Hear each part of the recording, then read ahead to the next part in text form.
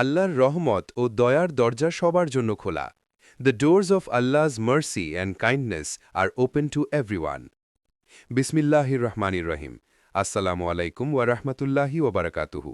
সম্মানিত উপস্থিতি, আর আশাফ ইবনে আবদুল্লাহ, ক্ষমতা থেকে নম্রতার পথে শিক্ষা গ্রহণ ও বাস্তবায়ন। এক যুবক ছিলেন যার কাছে রাজনৈতিক শক্তি ও ক্ষমতা ছিল, কিন্তু কোরআনের শিক্ষা ও নবীর জীবনের পথ পরিবর্তন করে। নিশ্চয়ই এখানে আশাফ ইবনে আবদুল্লাহ ক্ষমতা থেকে নম্রতার পথে শিরোনামে একটি বিস্তারিত আলোচনা করা হল। ইসলামের ইতিহাসে এমন অনেক ব্যক্তি রয়েছেন যারা সামাজিক ও রাজনৈতিক ক্ষমতার শীর্ষে থেকেও নম্রতা, সত্যনিষ্ঠ এবং ঈমানের প্রতি অটল ছিলেন। আশাফ ইবনে আবদুল্লাহ সেই ধরনের ব্যতিক্রমী চরিত্র। তিনি প্রমাণ করেছেন যে প্রকৃত নেতৃত্ব হল ক্ষমতার প্রদর্শন নয়, বরং ন্যায়, মানবতা এবং আল্লাহ ভীতির মাধ্যমে মানুষের সেবা করা। প্রারম্ভিক জীবন ও ক্ষমতার যাত্রা।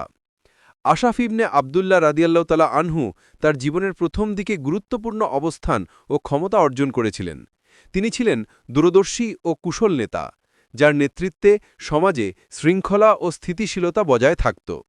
তবে ক্ষমতার শীর্ষে থাকা সত্ত্বেও তিনি কখনো অহংকার বা অভিমানকে স্থান দেননি। নম্রতার পথে পরিবর্তন করে আশাফ রাদিয়াল্লাহু তাআলা আনহু বুঝতে পেরেছিলেন যে ক্ষমতা কেবল ব্যক্তিগত লোভ পূরণের জন্য নয়, বরং মানুষের কল্যাণ ও ন্যায় প্রতিষ্ঠার জন্য। তিনি সামাজিক অন্যায়ের বিরুদ্ধে দাঁড়িয়ে সাধারণ মানুষ ও দুর্বলদের জন্য লড়াই করতে শুরু করেন। তার নম্র আচরণ, ধৈর্য এবং আল্লাহ ভীতির দৃষ্টান্ত অনেককে অনুপ্রাণিত করেছে। ইসলামী সমাজে অবদান রেখেছেন আশাফি ইবনে আবদুল্লাহ রাদিয়াল্লাহু তাআলা আনহু কেবল ক্ষমতাধর নেতা ছিলেন না, তিনি ছিলেন ন্যায়পরায়ণ, মানবপ্রেমিক ও ঈমানময় নেতা। তার নেতৃত্বে শৃঙ্খলা, ন্যায় এবং মানবিক মূল্যবোধ প্রতিষ্ঠিত হয়। তিনি আমাদের শেখান যে সত্যিকারের শক্তি আসে আল্লাহ ভীতি, ধৈর্য এবং নম্রতার মাধ্যমে। আশাফ ইবনে আবদুল্লাহ রাদিয়াল্লাহু তাআলা আনহু আমাদের জন্য এক অনন্য দৃষ্টান্ত। তার জীবন প্রমাণ করে যে ক্ষমতা অর্জন করা সহজ, কিন্তু সেই ক্ষমতাকে মানুষ ও সত্যের সেবায় ব্যবহার করা প্রকৃত শক্তি। তার জীবন থেকে শিক্ষা নেওয়া যায়, নেতৃত্ব মানে অহংকার নয়, বরং নম্রতা ও ন্যায়ের প্রতি অটল থাকা।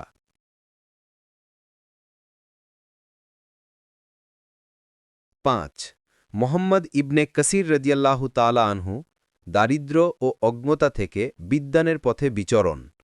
মোহাম্মদ ইবনে কাসির রাদিয়াল্লাহু তাআলা আনহু প্রথমে জ্ঞানহীন ও দরিদ্র জীবনযাপন করতেন। তিনি কঠোর পরিশ্রম ও নামাজ, কোরআন পাঠ ও হাদিস অধ্যয়নের মাধ্যমে ইসলামের একজন বিশিষ্ট বিদ্বান হলেন। জীবনের বড় পরিবর্তন আসে অধ্যাবসায়, ধৈর্য এবং আল্লাহর ওপর ভরসা রাখলে।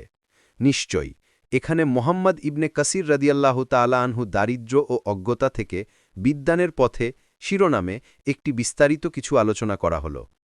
মোহাম্মদ ইবনে কাসির রাদিয়াল্লাহু তাআলা আনহু দারিদ্র্য ও অজ্ঞতা থেকে বিদ্বানের পথে যেভাবে বিচরণ করেন। ইসলামের ইতিহাসে অনেক মহান ব্যক্তি রয়েছেন যারা কঠোর চ্যালেঞ্জ ও সীমাবদ্ধতার মধ্যেও জ্ঞানার্জনের তাগিদকে ছাড়েননি। মোহাম্মদ ইবনে কাসির রাদিয়াল্লাহু তাআলা আনহু সেই সব ব্যক্তিদের অন্যতম যিনি দারিদ্র্য ও অজ্ঞতার মধ্যে থেকে এক নিবেদিত বিদ্বানের পথ তৈরি করেছেন। তার জীবন আমাদের শেখায় সত্যিকারের শিক্ষা ও জ্ঞান অর্জনের জন্য ধৈর্য, নিষ্ঠা ও আল্লাভীতি অপরিহার্য।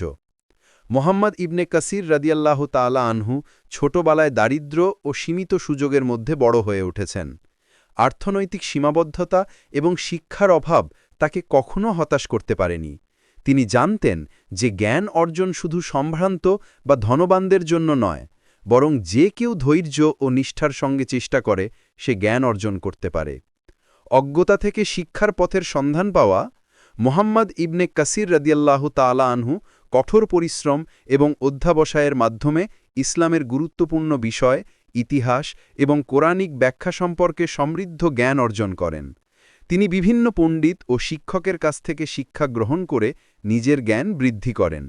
তারা জীবন প্রমাণ করে যে অজ্ঞতা কখনো চূড়ান্ত নয়, বরং জ্ঞানের প্রতি অটল আগ্রহ আমাদের জীবনের পথকে আলোকিত করতে পারে। বিদ্বানের অবদান যে তিনি পারদর্শী হলেন। মুহাম্মদ ইবনে কাসির রাদিয়াল্লাহু তাআলা আনহু পরবর্তীতে একজন বিশিষ্ট বিদ্বান ইতিহাসবিদ এবং মুফাসসির হিসেবে পরিচিত হন। তার লেখা ও ব্যাখ্যা ইসলামী শিক্ষার অমূল্য সম্পদ। তিনি জ্ঞানের আলোকে মানুষের জীবনকে সমৃদ্ধ করতে সক্ষম হন, দারিদ্র্য ও সীমাবদ্ধতাকে কখনো বাধা হিসেবে দেখেননি। মুহাম্মদ ইবনে কাসির রাদিয়াল্লাহু তাআলা আনহু আমাদের শেখান যে দারিদ্র্য ও অজ্ঞতা কখনো জ্ঞানার্জনের পথে অন্তরায় হতে পারে না। ধৈর্য, অধ্যবসায় এবং আল্লাহর প্রতি বিশ্বাসের মাধ্যমে একজন মানুষ অন্ধকার থেকে আলোর পথে যেতে পারে। তাঁর জীবন হলো এক অনন্য দৃষ্টান্ত, সত্যিকারের শিক্ষা ও বিদ্যাশক্তি অর্জনের অদম্য প্রচেষ্টা। এই 5টি গল্প স্পষ্টভাবে শেখায়, অতীত ভুল কিংবা দারিদ্র্য কখনো জীবনের দিক পরিবর্তনের অন্তরায় নয়। তাওবা ও আল্লাহর প্রতি ভক্তি জীবনের মূল দিক বদলে দেয়। অধ্যবসায়, সততা ও ধৈর্য জীবনে স্থায়ী পরিবর্তন আনে। মানুষের জীবন হলো এক অদ্ভুত সফর। দুনিয়ার পথে যতই হাঁটা হোক, শেষ ঠিকানাটা হলো আখিরাত। কেউ তা মনে রাখে, কেউ ভুলে যায়। যারা ভুলে যায় তারা দুনিয়ার মোহে ডুবে থাকে, আর যারা মনে রাখে তারা দিনের আলোয় পথ চলে। এই গল্পটি এক যুবকের, যে দুনিয়ার মোহ ছেড়ে আল্লাহর দিনের পথে ফিরে আসে। 1. শৈশব ও দুনিয়ার মোহ। হামিদের জন্ম হয়েছিল এক সাধারণ মুসলিম পরিবারে। ছোটবেলায় তাকে কোরআন পড়ানো হয়েছিল, কিন্তু বয়স বাড়ার সঙ্গে সঙ্গে সে খেলাধুলা, সিনেমা আর দুনিয়ার আনন্দে ডুবে যায়। তার বন্ধুরা বলতো, জীবন একটাই, যা খুশি করো, নামাজ রোজা তো বুড়ো বয়সে করা যাবে। হামিদও একইভাবে ভাবত। মসজিদের মাইকে আজান হতো, কিন্তু তার কানে যেন পৌঁছাতেই না। মাঝে মাঝে তার মা বলতেন, বাবা, অন্তত জুমার নামাজটা মিস করো না। হামিদ হাসি মুখে উত্তর দিত, মা, আমি এখনো তরুণ, অনেক সময় আছে। 2. অপ্রত্যাশিত মৃত্যু। একদিন তার সবচেয়ে ঘনিষ্ঠ বন্ধু সোহেল হঠাৎ জ্বরে আক্রান্ত হল। মাত্র 3 দিনের মধ্যে সে মৃত্যুর কোলে ঢলে পড়ল। হামিদ হতভম্ব হয়ে গেল। সোহেলের বয়স মাত্র 22 বছর। জানাজা ও কবরযাত্রার দৃশ্য হামিদের মনে গভীরভাবে দাগ কাটল। কবরের মাটিতে বন্ধু সোহেলকে শুইয়ে দেওয়া হলো, আর চারপাশের মানুষ দোয়া করল। হামিদ কবরের পাশে দাঁড়িয়ে মনে মনে বলল, আজ আমার বন্ধু চলে গেল, কাল হয়তো আমিও চলে যাব। আমি কি প্রস্তুত? 3. তওবার সূচনা। সেই রাতেই হামিদ ঘুমাতে পারল না। তার চোখ দিয়ে অশ্রু গড়িয়ে পড়ছিল। সে আল্লাহর দিকে ফিরে বলল, হে আল্লাহ, আমি অনেক গুনাহ করেছি। আমি নামাজ ছেড়ে দিয়েছি, আমি আপনার পথে চলিনি। হে আল্লাহ, আমাকে মাফ করে দিন। ভোর হলে সে প্রথমবার ফজরের নামাজ পড়তে গেল। ইমাম সাহেব তাকে দেখে অবাক হলেন। নামাজ শেষে তিনি হামিদের কাঁধে হাত রেখে বললেন, বেটা, আল্লাহর রহমত সীমাহীন। মহান আল্লাহ রাব্বুল আলামিন আমাদের ঈমান ও আমলের মধ্যে থাকার তৌফিক দান করুক। আমিন। সবাই সুস্থ থাকুন, ভালো থাকুন। আল্লাহ হাফেজ। আসসালামু আলাইকুম ওয়া রাহমাতুল্লাহি ওয়া বারাকাতুহু।